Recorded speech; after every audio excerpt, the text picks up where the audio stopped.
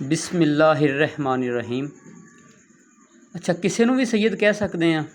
ਇਹ ਜਿਹੜੇ ਮੈਨੂੰ ਵੀਡੀਓ ਬਣਾਈ ਸੀ मैं ਉਹਦੇ ਕਮੈਂਟ ਵਿੱਚ ਲੋਕਾਂ ਦੇ ਜਿਹੜੇ ਜਵਾਬ ਆਏ ਨੇ, ਕਮੈਂਟ ਆਏ ਨੇ, मैं ਉਹਦੇ ਤੇ ਵੀਡੀਓ ਬਣਾ ਰਿਹਾ।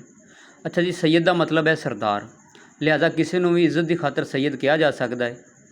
ਇਹ ਐਵੇਂ ਹੀ ਹੈ ਜਿਵੇਂ ਕਿਸੇ ਨੂੰ ਮਿਸਟਰ ਜਾਂ ਸਾਹਿਬ ਕਿਹਾ ਜਾਂਦਾ ਹੈ।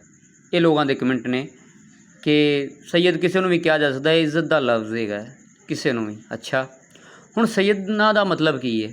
सैयद का मतलब तो सैयद होंदा है सरदार, तो ना का मतलब हमारे हमारे सरदार हमारे सैयद। लोग कहते कि सैयदना तो सैयद च फ़र्क है। सैयद तो सैयदना हम मानी लफ्ज़ ने, तो सैयद ना का मतलब है हमारे आका हमारे सैयद। अच्छा, हुण मैं थोड़ी जी अपनी ज़रा गल कर लवां। पैगंबर का मतलब है पैगाम लाने वाला। अलैहिस्सलाम का मतलब है आप पर सलाम हो, यह नबियां दे नाल बोलिया जाता है।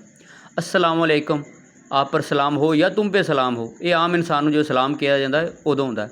हुण अलैहिस्सलाम का मतलब तो अस्सलामु अलैकुम का मतलब सेम है। अच्छा जी, कुरान का मतलब है बार बार पढ़ी जाने वाली किताब, यानी लफ्ज़ी मानी है कुरान बार बार किरात करने वाली किताब, कुरान बार बार पढ़ी जाने वाली किताब। तर्जमा कढ़ोगे आ जाएगा तुहाडे कोल, लफ्ज़ी मानी बार बार पढ़ी जाने वाली। अच्छा अच्छा, हुण एक गल है, इत्थे गल है, अगर अलैहिस्सलाम तो नबियां ना आंदा है, किसी बंदे दे नां दे बाद असीं उहनूं अलैहिस्सलाम कह सकते हैं? जे इहो ही तुहाडा मतलब है भी किसी नूं इज्जत की खातर सैयद कहा जा सकता है, तो फिर मेरा नाम जी मुहम्मद नवीद अलैहिस्सलाम कह के वेखो, हाँ तुहानूं वेखना किन्नी चतरोल करदे लोग। अच्छा अच्छा, कोई कुरान बार बार पढ़ी जाने वाली किताब है, तो क्या गीता बार बार नहीं पढ़ी जाती? हिंदुओं की किताब। क्या बाइबल हर रोज़ बार बार नहीं पढ़ी जाती? अच्छा, क्या गीता तो बाइबल नूं कुरान फिर क्यों नहीं कहते तुसीं?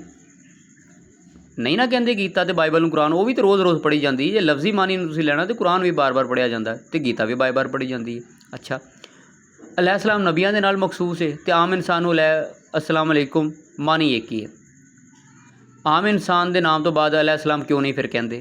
अच्छा अच्छा, पैगाम लाने वाला, तो पैगंबर का मतलब पैगाम लाने वाला, तो फिर डाकिए नूं पैगंबर क्यों नहीं कहते? फिर क्या करो ना डाकिए नूं पैगंबर, क्योंकि पैगाम लैके आ रहे हैं। गल समझ आई कि चाहे इन्हां दे लफ्ज़ी मानी सेम है, लेकिन ये मखसूस है, जिन्हां नाल मखसूस है उन्हां नाल ही बोलिया जाएगा। तो जवाब मोल्ला नहीं जी, ये जे लकाब ने इन्हां मुकद्दस हस्तियां दे नाल मखसूस ने, तो किसी होर वास्ते जायज़ नहीं। तो मैं भी तो कहना बिल्कुल ठीक है, ये जिहड़े मखसूस अलकाब हुंदे ने, ये मखसूस चीज़ां दे नाल ही हस्तियां नाल ही बोले जाते हैं। ठीक है, इस तरह फिर तुसीं सैयद ना किसी नूं भी सैयद कह दोगे, चाहे लफ्ज़ी मानी उहदा सरदार ही है, तो किसी को भी सरदार बना दोगे, यह चीज़ गलत है। अच्छा, सैयद ने मुहम्मद सल्लल्लाहु अलैहि वसल्लम ते उन्हां दी आल जिन्हां ते सदका हराम है। हुण सैयद सुन लो कि सैयद असल च हुंदा किहड़ा है। उन्हां ते सदका हराम है जिन्हां ते अल्लाह ते फरिश्ते ते तमाम मुसलमान दरूदो सलाम भेजते हैं।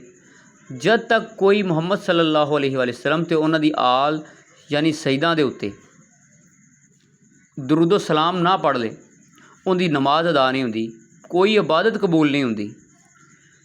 जिहड़े जन्नत के जवानों के सरदार ने, जिन्हां दी माँ सलामुल्लाह अलैहा जन्नत दियां औरतां दी सरदार हो, जिन्हां दे नाना की खातर सारा जहान बनया होवे, सारियां दे सरदार सैयद होण, तमाम अंबिया दे तमाम दे, जिन्हां दा बाप अल्लाह दे चेहरे वाला वजहुल्ला होवे, यदुल्ला अल्लाह दे हथ वाला होवे, तमाम ओलिया नूं वलायत इन्हां तो मिलदी होवे, यानी कि मौला अली अलैहिस्सलाम। इन्हां जैसा कोई सैयद दुनिया जहां दे विच है, वो डुब के मर जाओ।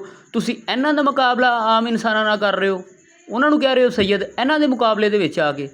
ओहो, अच्छा, तुहानूं शौक क्यों पैदा होया कि इन्हां जैसा सैयद लगो किसी होर नूं भी देण लग गए हो तुसीं? इन्हां दे अलावा कोई है जिन्हां दे उत्ते सदका हराम होवे, जिन्हां ते नमाज दे विच दरूद सलाम पढ़ना वाजिब होवे? कोई इन्हां हस्तियां तो अलावा कोई ऐसा है? असल में ना अहले बैत दा बोझ है, होर कुछ नहीं। इसलिए बहुत सारे घटिया लोग ना तुहाडियां इन्हां गल्लां दी वजह तो भी किसी नूं भी सैयद कहा जा सकता है, वो खुद सैयद बन गए, अपने आप ही सैयद बन गए तुहाडी वजह तो। असल सैयद तो बेचारा लोके रह गया। ठीक है, तुसीं इन्ना सस्ता करता सैयद कि किसी नूं भी सैयद कहन लग गए हो। वाह, जो कुरान बार बार पढ़ी जाने वाली किताब, तो गीता भी तो बार बार पढ़ी जाती, बाइबल भी तो बार बार पढ़ी जाती है। यही तो गल मैं कहना वा, जिहड़े लकब इन्हां हस्तियां नाल मखसूस है ना, उन्होंने किसी होर ना मखसूस ना करो। ठीक है, ओहो, मैं कसमें अहले बैत दा बोझ है ना, ਤੁਸੀਂ ਇਹ ਤਾਂ ਕੀਤਾ ਸਾਰਾ ਕੰਮ ਉਹਨਾਂ ਲੋਕਾਂ ਨੇ ਜਿਹੜੇ ਕਹਿੰਦੇ ਨਾ ਕਿਸੇ ਨੂੰ ਵੀ ਕਹਿ ਸਕਦੇ ਹੋ, ਤਾਂ ਕਿ ਸੈਯਦ ਨੂੰ ਘਟਾਇਆ ਜਾਵੇ, ਕਿਸੇ ਵੀ ਤਰੀਕੇ ਸੈਯਦ ਦੀ ਸ਼ਾਨ ਨੂੰ ਘਟਾਇਆ ਜਾਵੇ। ਅੱਜ ਤੁਹਾਡੀ ਵਜ੍ਹਾ ਤੋਂ ਲੋਕ ਸੈਯਦਾਂ ਦੀ ਇੱਜ਼ਤ ਨਹੀਂ ਕਰਦੇ।